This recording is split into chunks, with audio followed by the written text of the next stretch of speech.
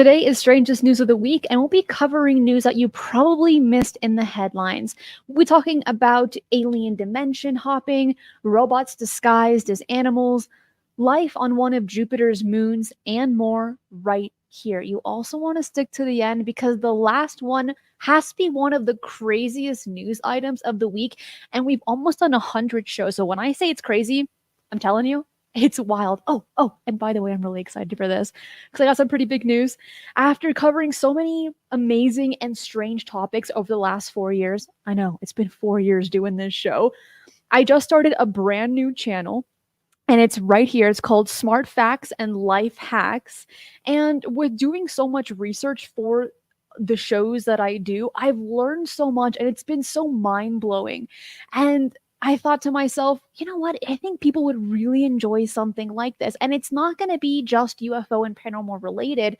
So I just launched a brand new YouTube channel. Again, it is called Smart Facts and Life Hacks. The link is right down below, where I'll post daily shorts and then weekly long form videos with, in my opinion, just mind-blowing factual information. I know some people here have already subscribed to that channel, like Cindy. Hey, Christina, caught your Egyptian eyeliner video. It was cool. Right after this show, posted another one over there, giving you that extra fun content. So make sure to subscribe to that.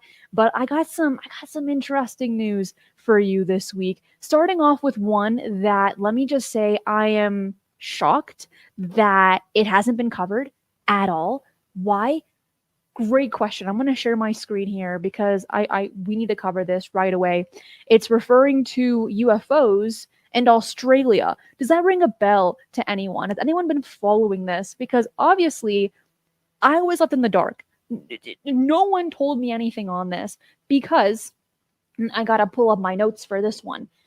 Because the Department of Defense from Australia has released a 10-page dossier containing 17 communications about UFOs, aka UAP, in response to a Freedom of Information request. Did you hear about this? Because if you did, my goodness, you are on the ball and you're amazing. I didn't until like 2 hours before the show. And I said, hold up, what's going on here? We're going to be going over this. That's why I'm sharing my screen here of the report. And don't worry, that link will be in the description box below for you as well, so that you can read it on your own time. Let me tell you this. It's 10 pages long. 4 of those pages are not worth your time. Why? And I don't understand, but the first 4 pages is talking about AARO, talking about the United States investigation on UFOs. And this report's coming from the DOD of Australia. Why are you wasting my time and everyone else's time talking about the United States and their UFO reports stating that they found nothing? We haven't found anything either. It's shady, it's unnecessary, and slightly confusing, and it will be a little bit more when we get into the better pages. Looking at page 5, 6, and 7. Why? Because in the second half of this report, we have Senator Wish Wilson, which Wish is such a cool name. But he walks into the DOD in Australia and he says, I have some questions for you, and you better answer these. So I highlighted the main points of these questions because some of them are a little bit wordy. But he's saying here, you're, quote, not aware. Does that mean that this just hasn't come across your desk? Or can you say chronologically there haven't been any? And the answer by the DOD says, the Royal Australian Air Force has not held any discussion with the United States on the topic of UAP. Do you see my confusion here? You spend 4 pages on this report talking about AARO, talking about Bray and Moultrie when they were a part of the AOI MSG. And then you're putting this answer that says, no, the Royal Australian Air Force has not discussed it with the USA. Then why waste my time with the first 4 pages of your report? Do you see the frustration I'm feeling here? Can you see it on my face?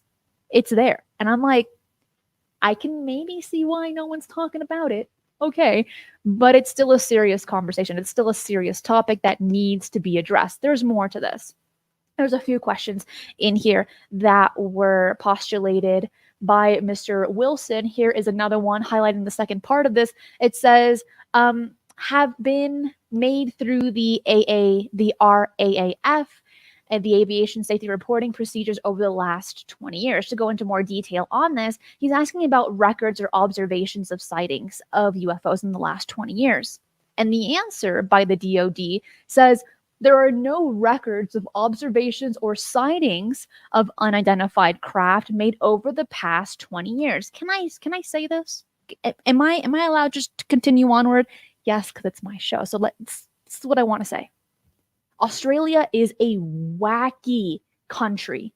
It has so many bizarre mysteries and its fair share of reported UFO sightings. If you want to know more about Australia, I did an entire show called The Mysteries of Australia. You can find it right here on this channel, and I'll link it up here, but after this live show, because you can't say that and then do the research on Australia and find all of these insane cases. Name one. Just for those that follow this topic, name one in the live chat, name one in the comments of one of your favorite Australian cases. Now here they're saying, okay, in the last 20 years, we haven't seen anything referring to UFOs. And it continues, there are no records of unusual or unexpected events made through the RAAF aviation safety reporting procedures over the past 20 years. Now you might ask yourself, why is that? And the DOD answers it for us because Wilson asked that exact question. Well, do you have any protocols? Is there any encouragement given to pilots to tell their stories? And right here it says, under the RAAF aviation reporting protocols, there has been no records of observations or sightings of unidentified craft over the past 10 years. And there's no specific encouragement given to pilots to report aircraft they cannot identify, rather to report unusual or unexpected events through the RAAF aviation safety reporting procedures. It is just one whammy after another of just pure disappointment. And if you're not disappointed, tell me why. What do you like about this? To be fair, this is not an official report. This was released through FOIA, a Freedom of Information Act. That's what FOIA stands for. So I'm like, okay. But it's still garbage. From beginning to end, it's not a good report. And it makes the DOD for Australia look bad because if they know anything about their country, literally anything, it's a crazy one with a bunch of mysteries. But I got to ask you, for those catching this live, what do you think about this report? I got to know. Was it influenced by the latest Arrow report? Is that why they kind of answered some of these questions here? Because it also says another answer by the DOD. It says the Department of Defense does not have a protocol for reporting or recording of UAP or UFOs. Just add icing on that cake. Go ahead and do it. You know what? Add some cherries and some sprinkles to that as well. This is called a disappointment cake, and it's got a lot of layers to it, like a wedding cake, but with just pure disappointment. That's the main gist of this.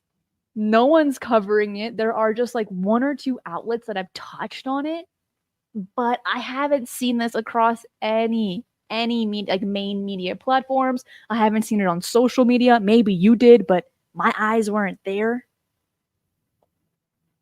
Y'all, I'm boiling. Not only am I like sweaty, but I'm boiling on the inside as well. All right, getting into our next one, making it on a bit of a happier note here, because this one is pretty exciting. Avi Loeb somehow gets on the news consistently, and let me tell you, respect. I've had him on the show. I've spoken to him. I really enjoy what he has to say referring to UFOs, especially with his background, especially with the Galileo Project, being a professor for Harvard University. I mean, like, just throwing out these credentials and these super cool names, right? When you say Harvard, people stop and they listen. Credentials matter. They do.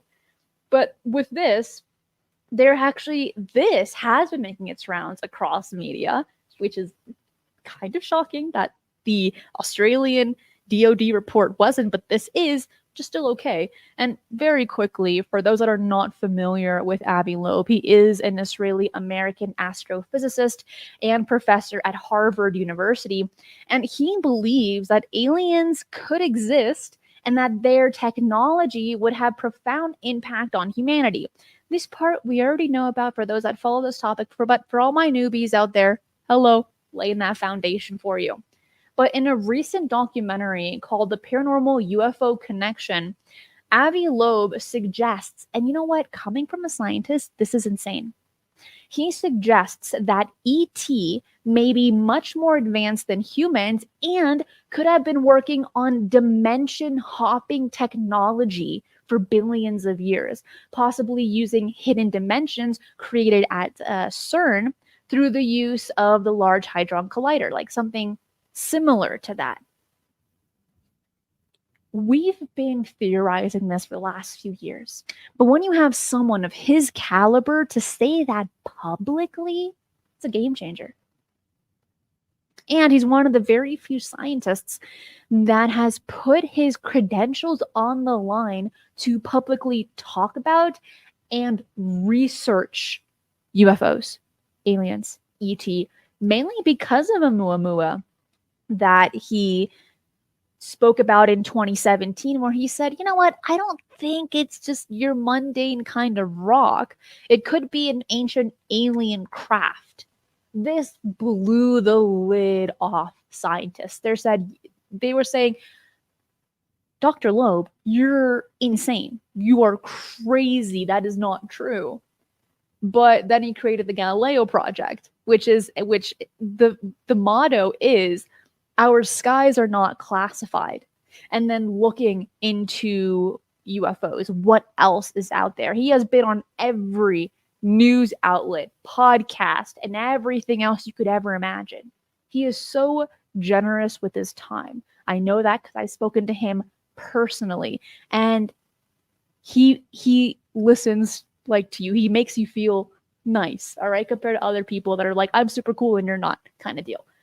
But he argues that the prevailing paradigm is theoretical. In theoretical physics, is that quantum mechanics and gravity could be unified by working with extraspatial dimensions. And if these dimensions exist, life could be far more diverse and interesting. So he's really jumping on this interdimensional possibility that has gained traction just in the last few years. It was first hypothesized by UFO researcher Jacques Vallée. It's been touched on by Lou Elizondo. I think we can say David Grush has also kind of talked about this when he said non-human biologics, but that's pretty vague. However, in the last few years, people are saying maybe it's not just ET, extraterrestrial, but it could be interdimensional, ultra-dimensional. The possibilities are endless. More people's minds are being open to that mere possibility. And you know what? I applaud it. I'm so happy for it. There's another image of him as well. All right, our next one. We're speeding through these and I'm loving it. This is funny. Like, this article made me laugh in some ways and not in all of them. Because the Fairbanks International Airport in Australia, have you been? I haven't, is planning to deploy a dog-like robot named Aurora to help, like, deter wildlife such as foxes, coyotes, birds, and rabbits from the airport grounds. So who needs an actual security guard? Who needs a security guarded dog? No, just spend $70,000 on a robot like this. That's how much they are paying Boston Dynamics for this robot dog. I have issues. I have a lot of issues with this, and I'm not the only one that's kind of making my eyebrows scrunchy here.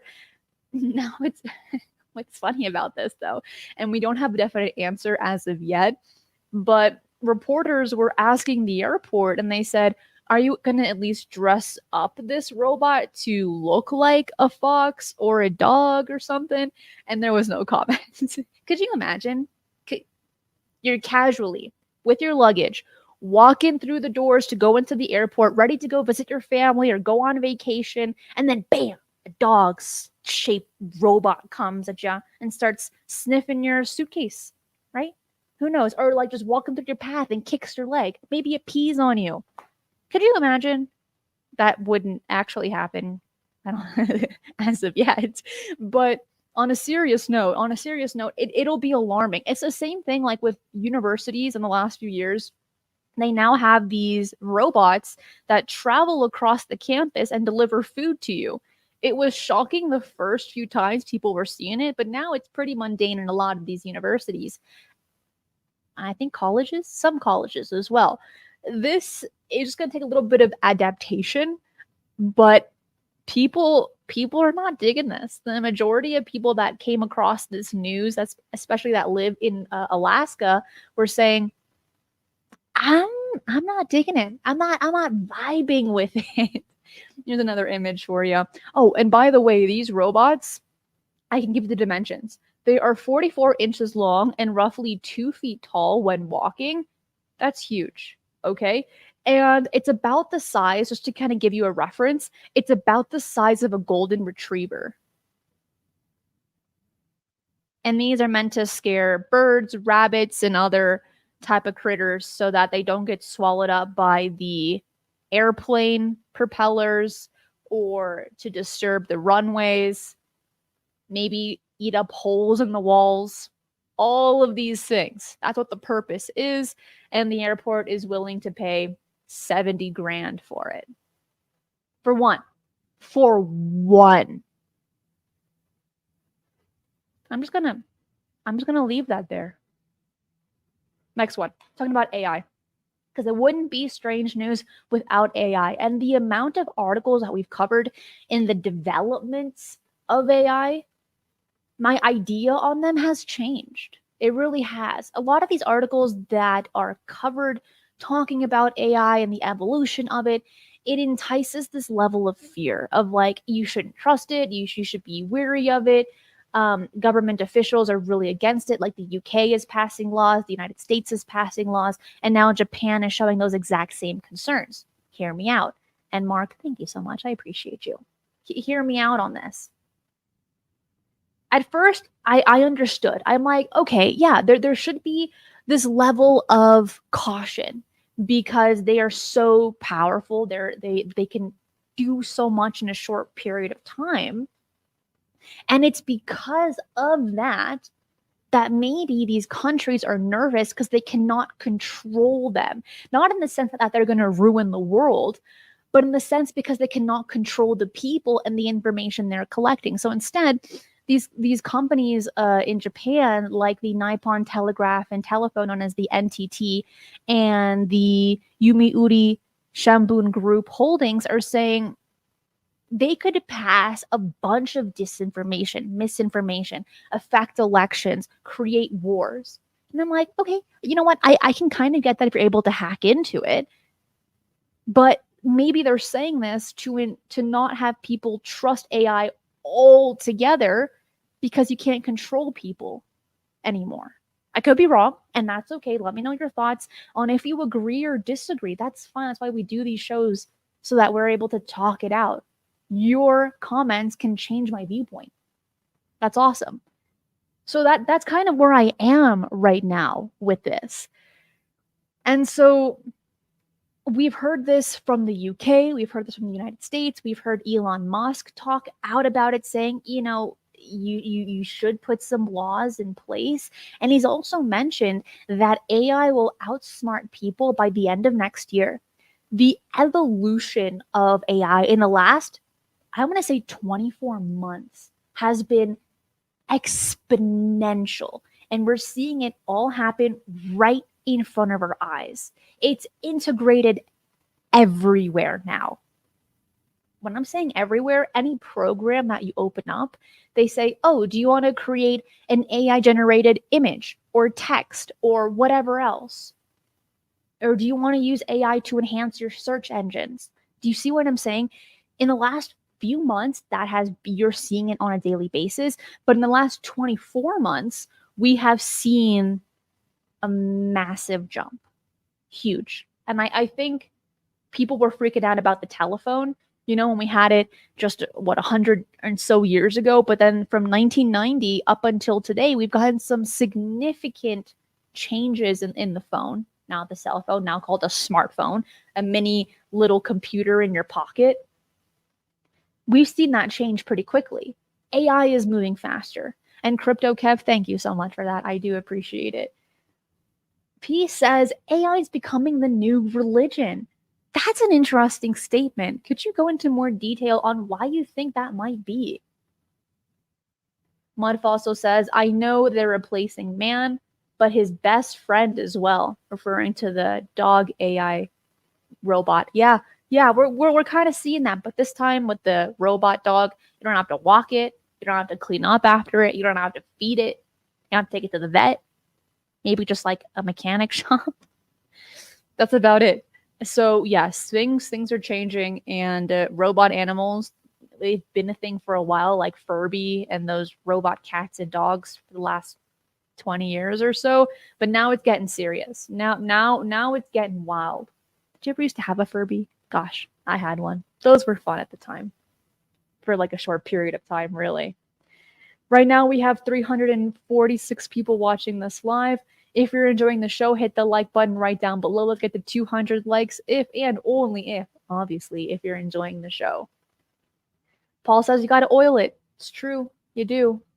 Annie says, but it wouldn't love you though, referring to the robot dog. You could probably put a program in it. I know, it sounds awful. I know. You could probably put a program in it to treat you as if it loved you, right?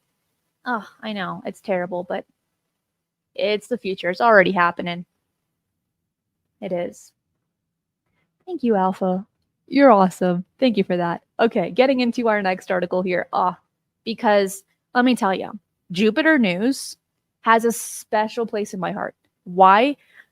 Mainly not just because of Jupiter, because it's a super cool planet, but Europa. Okay, why? Great question.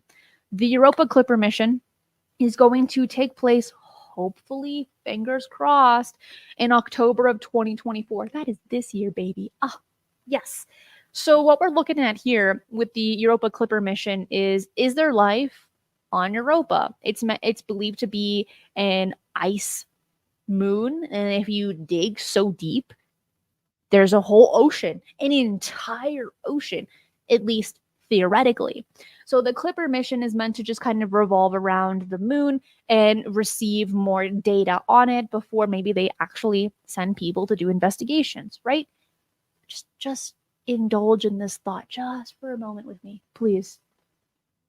Alien jellyfish, alien fishies, alien dolphins and whales. Our ocean's already monster soup, and there's a bunch of type of weird aliens in that.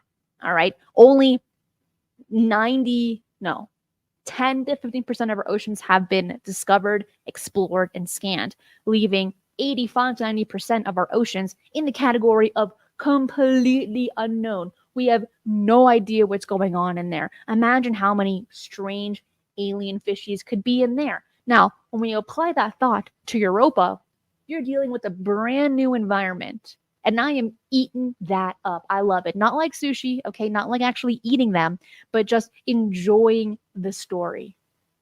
Yes.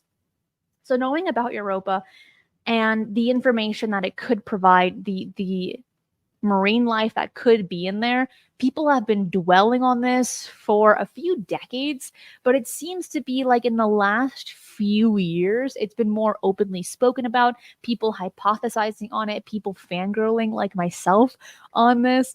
And to be fair and honest with you, which I like to do all the time, is if I wasn't covering strange news on a weekly basis, which we're just about to hit our 100th episode anniversary. And you want to tune into that one because we'll be having a special guest and giving out prizes and merch as well. You don't want to miss that episode.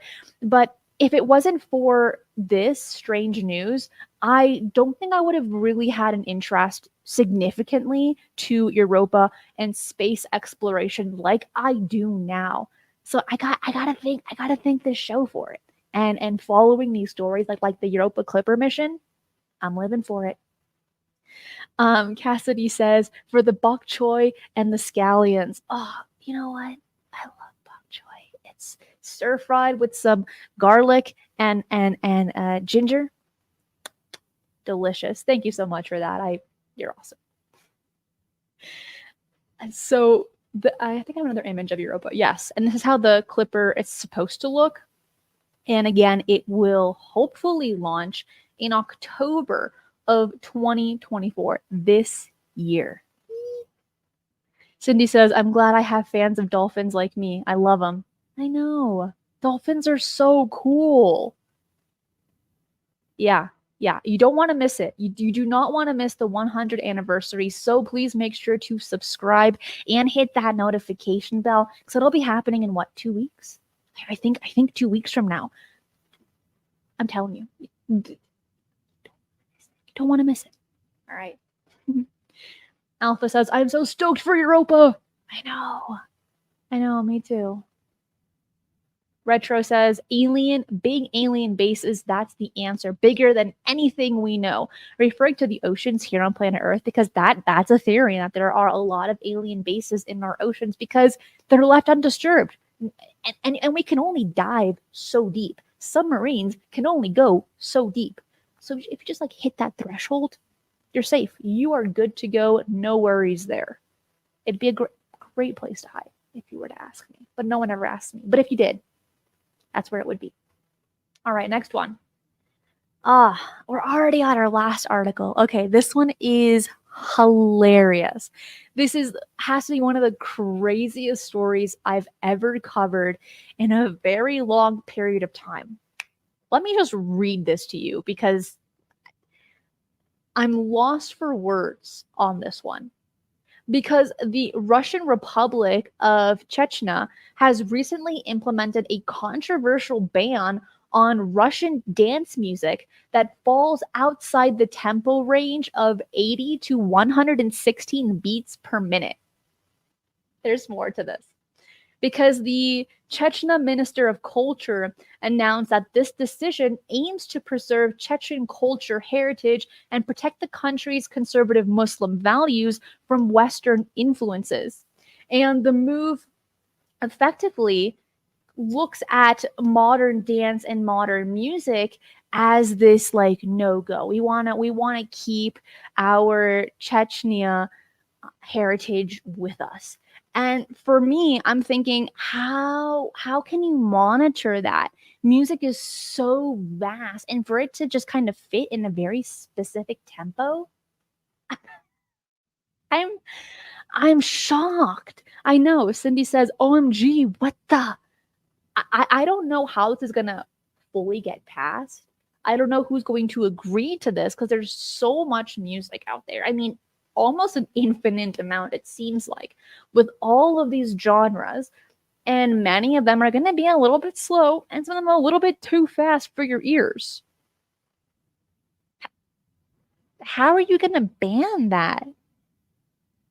Good luck. Good luck to them. I don't think it's going to succeed, in my opinion.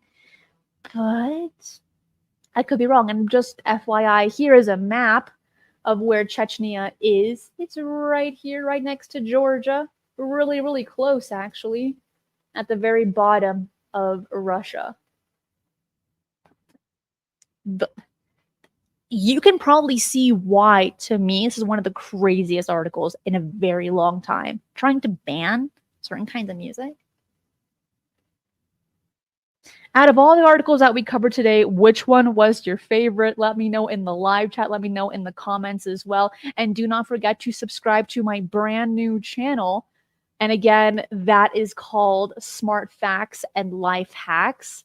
And I will actually pull up that image for you again. And the link is in the description box below for you to look at when you want some cool facts. I love fun facts. And the next one I'm posting, like literally right after the show ends, it's awesome. You are going to implement it in your life starting this evening or tomorrow. I'm not lying to you.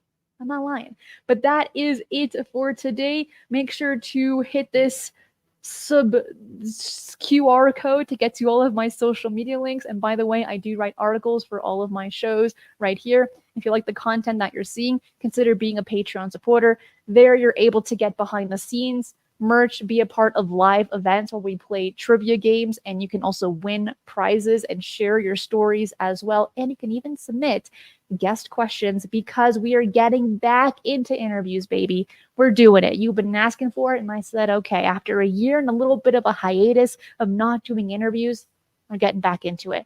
So consider that. The links are in the description box below, or you can scan this QR code. That is it for today. I will see you next time. Be safe, and remember, keep your eyes on the skies.